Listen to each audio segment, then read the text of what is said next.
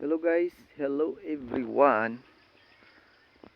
Welcome to my blog. Welcome to my mini rice farm.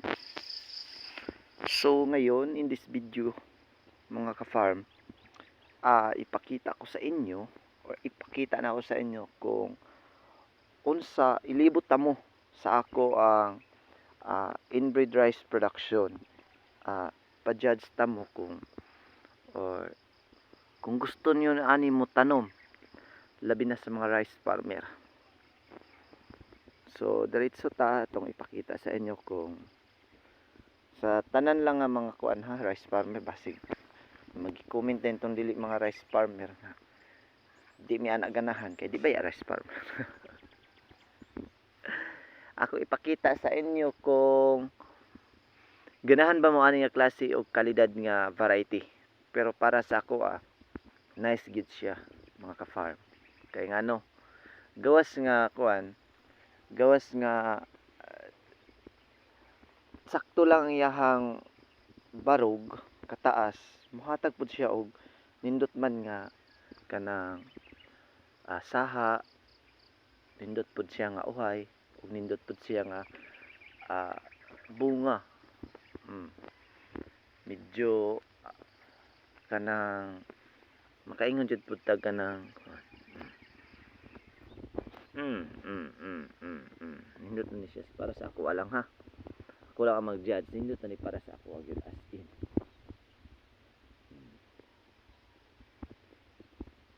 Mao ni siya akong seed production inbreed. Ngit-ngit.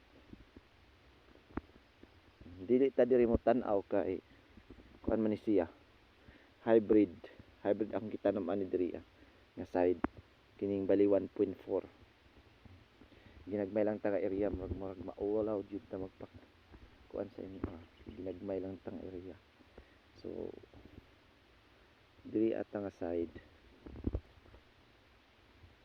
So mao to mga ka-farm.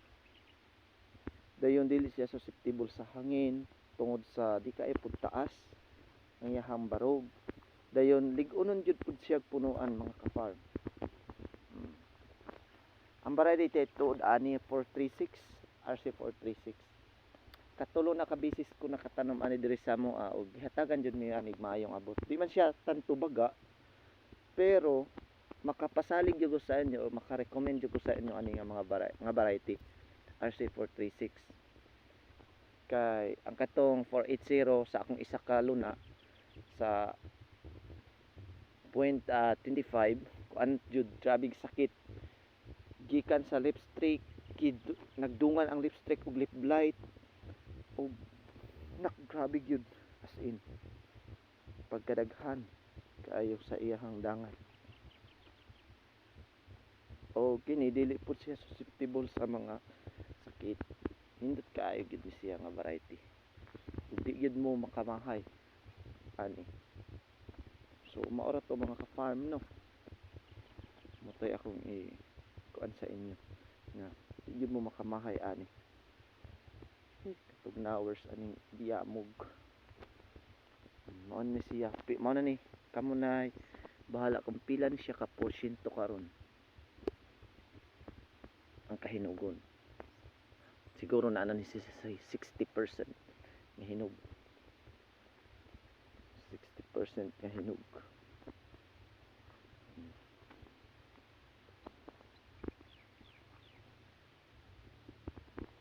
Maayo atong panahon karon mga ka-farm.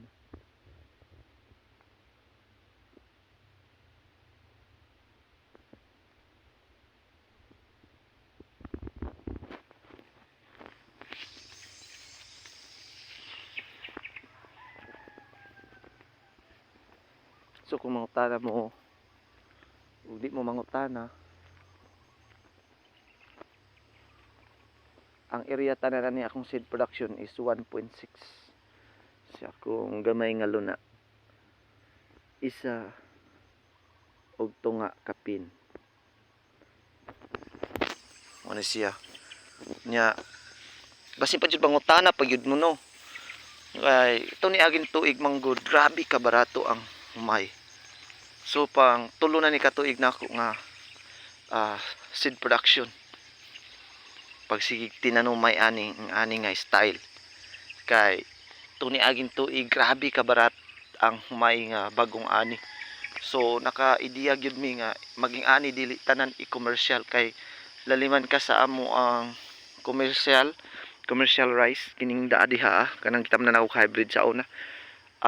Naara niabot ra ang bagong harvest og tag 15 ang kilo bagong harvest. So grabe gyud. Luoy sa luod ang tanan mag-uuma nya. Barato ang palit unya. Arang pa ka mahal ang mga inputs sama sa abono, sama sa nagkakasi-klaseng mga ka-farm.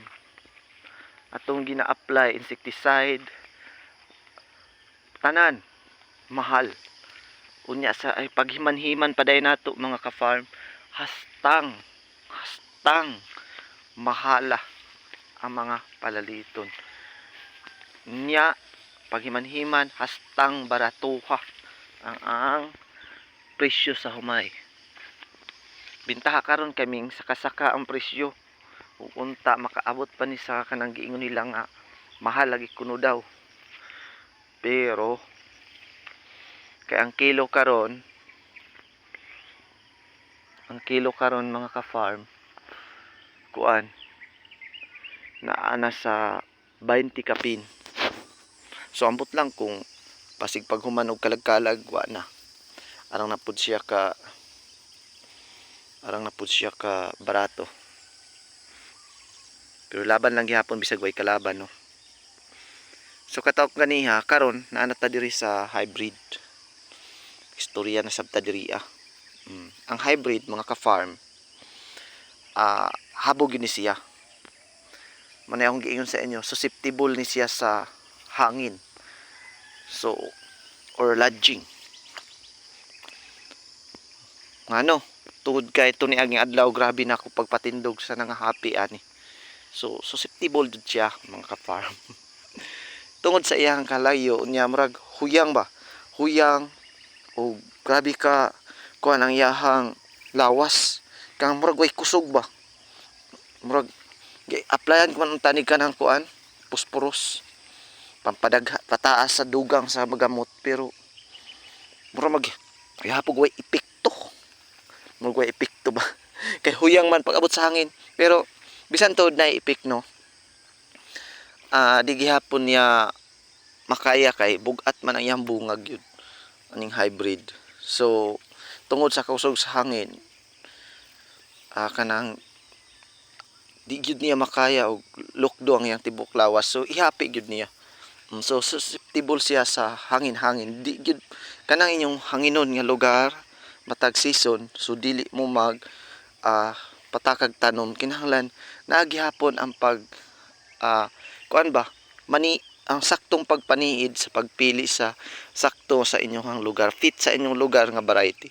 Di kay ingon mo sundog mo sa ay to ay dagkog abot dito tag 300 ka buns per hectare ang kanang variety mo tanom ko niya di day fit sa inyong area.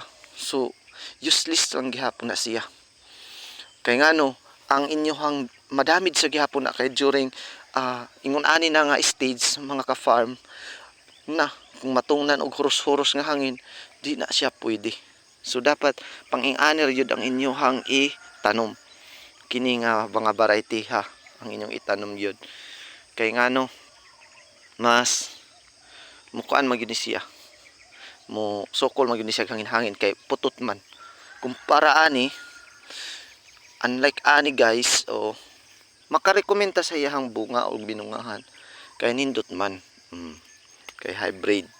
Pero ang pangutana during tighuros sa hangin na diha nang laay panahon gaya sa magdag-om na mukha na diha na mangurog ang akong mga kasing-kasing tirapi mo kadaga kasing-kasing ba mangurog ang ako ang di ko makasabot sa akong gabiat bati nga unta ayaw laghuros mga ana ba nga mga kuan sa ni Naarabay daghan day tuod niya kanang kuan. Bagong pusa nga kanang kuan guys. Piangaw.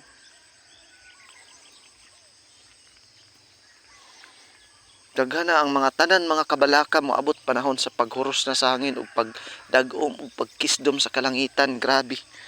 Tanan na nga mga paghuna-huna nga di maayo mahuna-hunaan tungod sa grabe. Please, ayaw lang in town. Ano ba? Ayaw lang in town ug kanang hurusa. Hurusa ang ako ang humay kay grabe. Grabe na migas doa na. Kung ingon ani nga variety ingon itanong. Grabe gyud. Tanang prayers ang imuha ng ibutang. Ang imo nang ihata. As in gyud guys. Dili lalim gyud.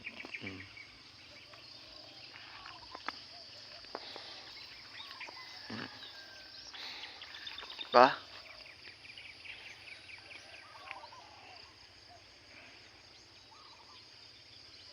So makaingon jud ko nga farming is life.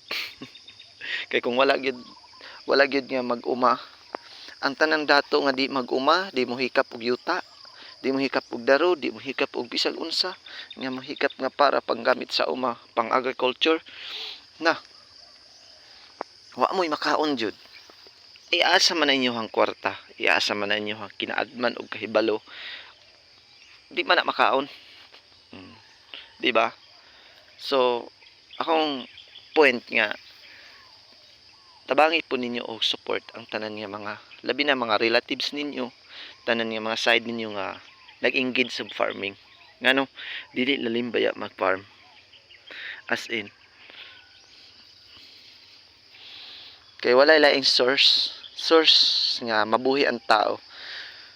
Medicine is coming from agriculture gihapon nga ana. Dili ingon nga nagkuan pa og lain man ang mga substance gikuha, di ba?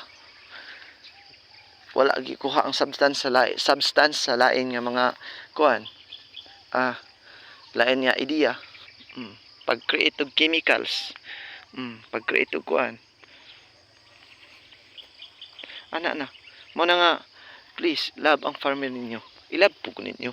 Ayaw mo kanang selfish ba? Lagi. So that's it mga ka-farm. Thank you so much for watching. This is my mini farm. Focus sa rice lang sa tahan niya. Thank you so much guys.